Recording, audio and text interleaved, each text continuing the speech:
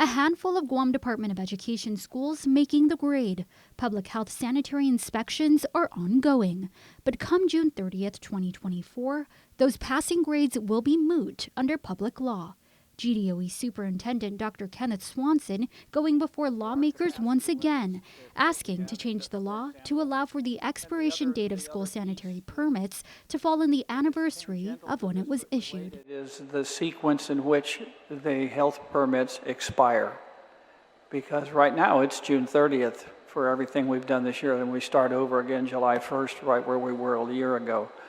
And I would ask that you consider amending legislation that puts those expiration dates on the anniversary date, which gives us then time to work with our staff. Swanson adding the target of the school year is to get public schools to a C rating to pass, then eventually to a B grading and up. Still, the superintendent says GDOE is facing a roadblock in getting all 40 public schools repaired, as Guam DOE had an infrastructure contract package proposal go out for upgrades in 5 specific areas, with the budget it provided of $80 million using American Rescue Plan funds.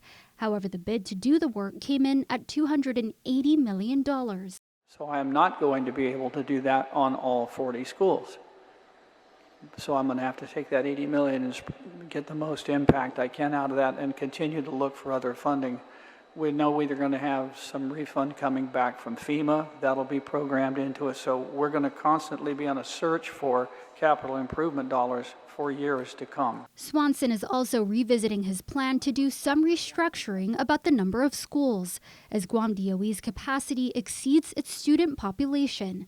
This means some certain GDOE schools may be forced to shut down. So we're going to be taking a look at that beginning in January, February timeframe. It'll be a very public process, and that's going to mean a couple of schools buildings will close, and that's always an emotional issue for some folks and difficult, but we'll work our way through it. Swanson justifies that the objective is to reduce the financial load on what needs to be maintained so Guam DOE can be consistent and efficient with school upkeep.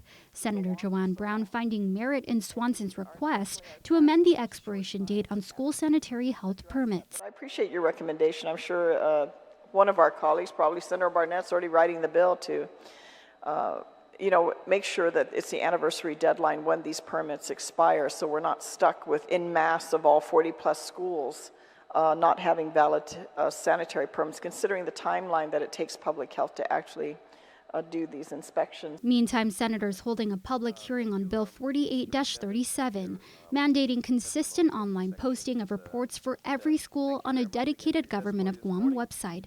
Swanson supports the measure. He says efforts are already in the works to publish inspection results on GDOE's official website and on individual school websites.